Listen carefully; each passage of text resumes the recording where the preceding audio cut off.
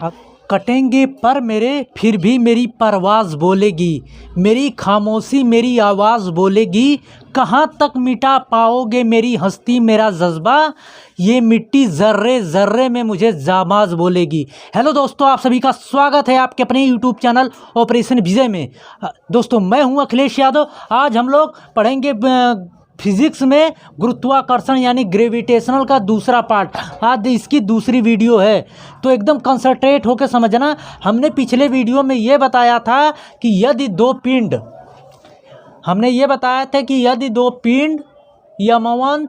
यम1 तथा यम2 r दूरी पर हैं तो इनके बीच लगने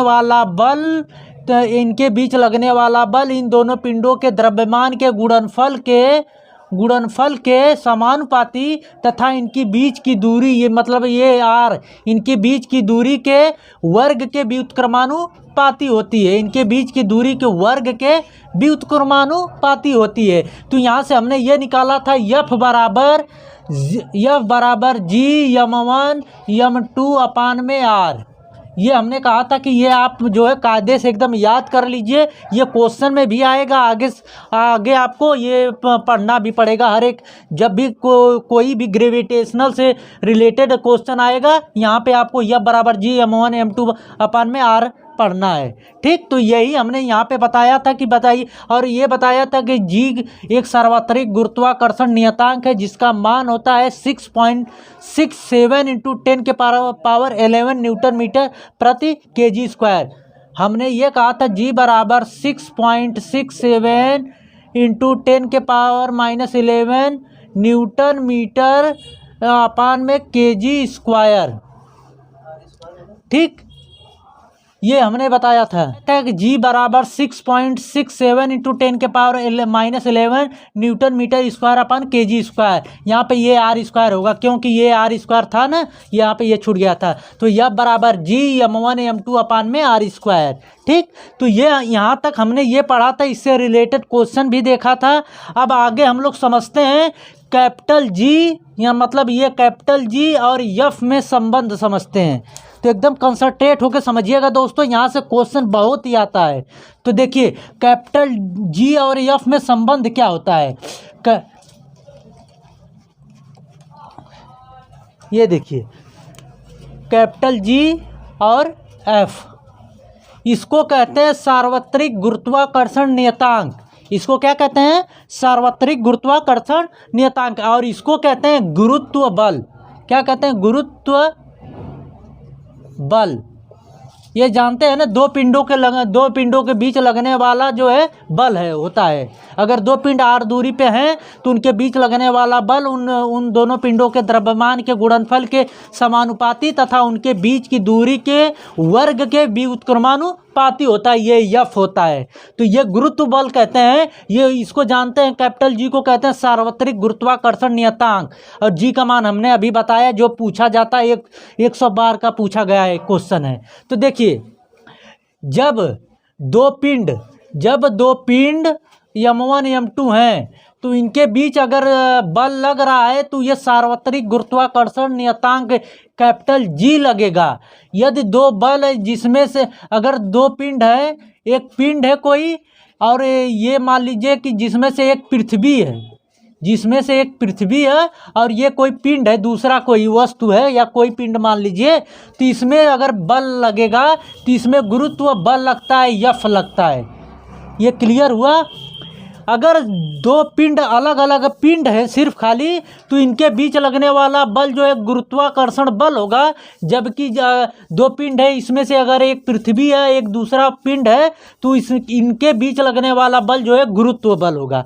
ठीक, यही का जो है डिफरेंस होता है कैपिटल G और F के बीच में। अब हम लोग समझते हैं कैपिटल G और स्मॉल g। ठीक, तो यहीं से एकदम कंसंट्रेट होकर समझना। ठीक, अभी तक चैनल को सब्सक्राइब नहीं किया, सब्सक्राइब कर लीजिए और बेल आइकन को दबा लीजिए कि आने वाले वीडियो का नोटिफिकेशन मिलता रहे। अगर पहली वाली वीडियो नहीं देखे हैं उसका लिंक इसके डिस्क्रिप्शन में दे रहे हैं, ज़रूर देखिएगा।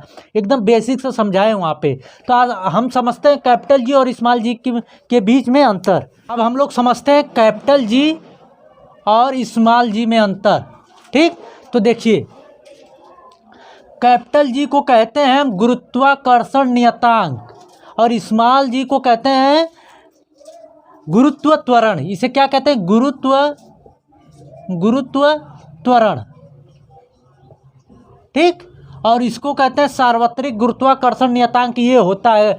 अब देखिए इसका मान होता है कैपिटल जी बराबर होता है 6.67 into 10⁻⁻11 newton metre square upon में केजी स्क्वायर, ये होता है जी बराबर, कैपिटल जी बराबर। स्मॉल जी बराबर होता है 9.8 मीटर प्रति सेकेंड स्क्वायर या 10 मीटर प्रति सेकेंड स्क्वायर। अब ये यहाँ पे ये समझिए कि कब 9.8 लेंगे, कब 10 लेंगे। तो देखिए जब क्वेश्चन या ऑप्शन में पॉइंट में रहे तो 9.8 लेते हैं जी बराबर, अगर कहीं नहीं दिया रहे तो जी बराबर क्या लेते हैं, अगर पॉइंट में कहीं या ऑप्शन में और क्वेश्चन में दोनों में अगर पॉइंट में कुछ नहीं दिया रहे तो जी बराबर 10 मीटर प्रति सेकेंड लेते हैं। समझ गए इतना बात कि जी बराबर कब लेते हैं 9.8 और कब लेते हैं इतना। अब देखिए जी जो है सार्वत्रिक गुरुत्वाकर्षण नियतांक, ये जो है एक अदिश राशि होती है। कैसी राशि होती है? अदिश राशि है, आपसे पूछेगा। और ये कैसी राशि होती है? सदिश राशि होती है। ये गुरुत्वीय त्वरण जो है स्मॉल जी जो है सदिश राशि होती है और ये अदिश राशि होती है। अब ये देखिए सार्वत्रिक गुरुत्वाकर्षण नियतांक यानी कैपिटल जी, चाहे यहाँ पे रहिए, चाहे चंद्रमा पे, चाहे सूर्य पे, कहीं पर भी चले जाइए, इसका मान जो यहाँ पर है वही सब जगह होगा। मतलब इसका मतलब ये जी का कैपिटल जी का मान कहीं बदलता नहीं है, इसका मान जो है, इसीलिए इसका मान ही होता है सार्वत्रिक, सर्व जगह, मतलब सभी जगह समान होता है कैपिटल जी का मान। लेकिन गुरुत्वीय त्वरण यानी स्मॉल जी का मान जो है हर जगह अलग अलग होता है। समझ में आई बात? तो ये हो गया आपका जो है कैपिटल जी और स्मॉल जी में अंतर हो गया। अब हम लोग समझते हैं कि जब कोई पिंड जैसे ये देखिए, जब कोई ये पिंड है, इसकी त्रिज्या जो है r है और इसका द्रव्यमान कैपिटल M है, यहाँ से कोई वस्तु फेंकी जाती है, कोई पिंड फेंका जाता है, मान लीजिए ये पृथ्वी है और इसका द्रव्यमान स्मॉल m है, तो गुरुत्वीय त्वरण क्या होता है? कैपिटल स्मॉल जी बराबर होता है कैपिटल जी इंटू स्मॉल जी, और कैपिटल जी इंटू M अपान में r स्क्वायर होता है।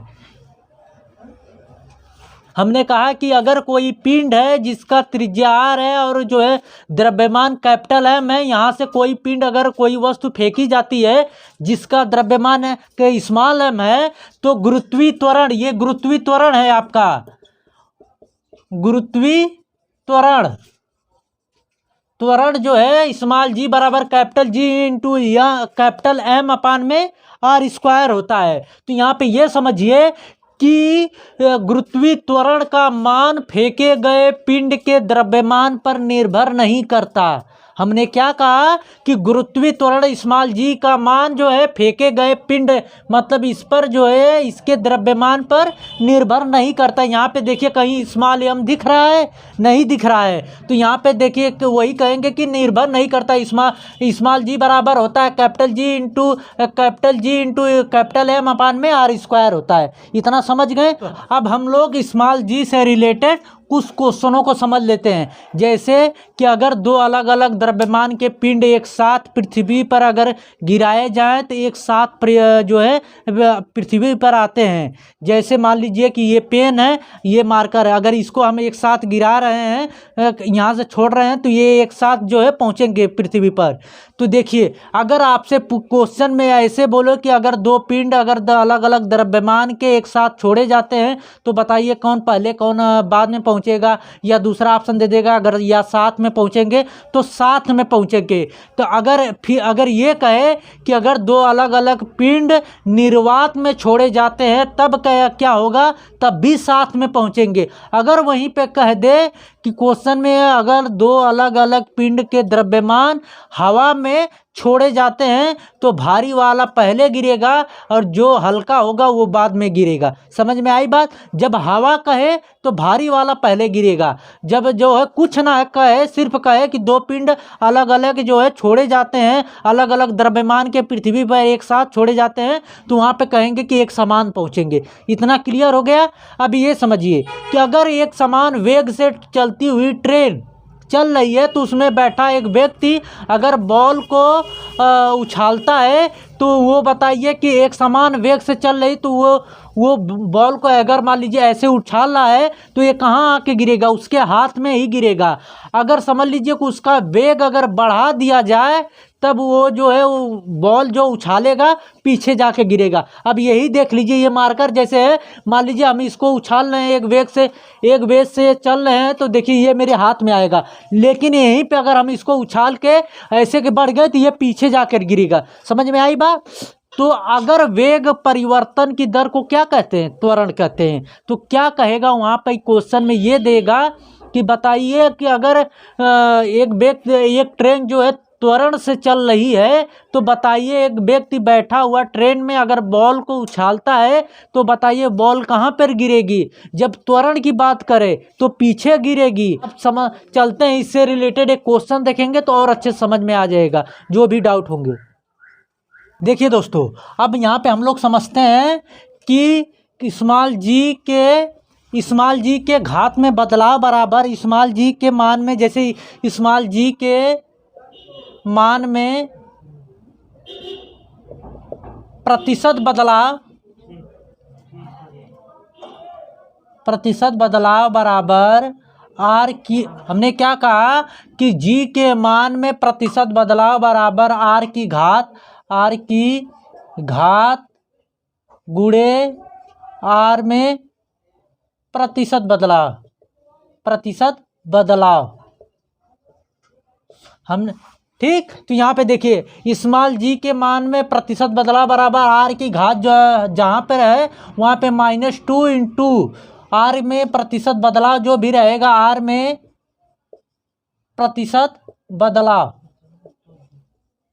बदलाव, ठीक। अब इससे रिलेटेड हम क्वेश्चन देखिए, जहाँ पे अगर प्लस रहेगा तो वृद्धि होगी, अगर माइनस आ जाएगा तो कमी होगी। ये आपको पता भी होगा कि माइनस रहता है तो कमी होती है, प्लस रहता है तो वृद्धि। ये केवल सिर्फ 5% तक के ही मानों के लिए ये मान्य है। तो देखिए आर की घात में गुणे जो है आर में प्रतिशत बदलाव, फिर यहाँ पे आर की घात में -2 रख देंगे। ये हमने सूत्र निकाला है कि इससे आप डायरेक्ट लगा देंगे। अभी क्वेश्चन बताएंगे तो डायरेक्ट देखिए इसका प्रयोग आएगा। चलते हैं क्वेश्चन पे। हम लोग समझते हैं क्वेश्चन उससे रिलेटेड। अभी हमने जो बताया कि जी के मान में प्रतिशत बदलाव बराबर जी की घात गुणे जी में प्रतिशत बदलाव बराबर, हमने ये बताया आपको कि बराबर आर की घात गुणे आर के प्रतिशत में बदलाव। तो यहाँ पे ये दिया है अगर किसी ग्रह के द्रव्यमान को स्थिर रखते हुए उसके ग्रह की त्रिज्या में 2% की वृद्धि कर दिया जाए, मतलब आर में 2% की वृद्धि कर दिया जाए तो गुरुत्वीय त्वरण यानी स्मॉल जी के मान में कितने प्रतिशत का बदलाव आएगा? स्मॉल जी में यानी प्रतिशत बदलाव बराबर क्या हो जाएगा? -2 गुणे ये कितना 2% की वृद्धि की जा रही तो प्लस में रहेगा तो यानी 2, तो यहाँ -2 गुणे +2 का मल्टीप्लाई करेंगे तो -4 आएगा। तो कितने प्रतिशत की कमी आई है? 4% की कमी। हमने कहा ना कि जब माइनस में आएगा तो कमी होगा, प्लस में आएगा तो वृद्धि होगा। तो यहाँ माइनस में आया तो कमी होगा। समझ में आई बात? अब हम लोग आगे की वीडियो में समझेंगे कि जब जी का मान कब ऊपर जाने पे कि कैसे बढ़ता है, नीचे आने पे कैसे घटता है, ये सब हम लोग अगली वाली वीडियो में समझेंगे। अभी तक चैनल को सब्सक्राइब नहीं किए हैं तो सब्सक्राइब कर लीजिए और बेल आइकन को दबा लीजिए कि आने वाली वीडियो का नोटिफिकेशन आपको मिलता रहे। मिलते हैं नेक्स्ट वीडियो में। जय हिंद।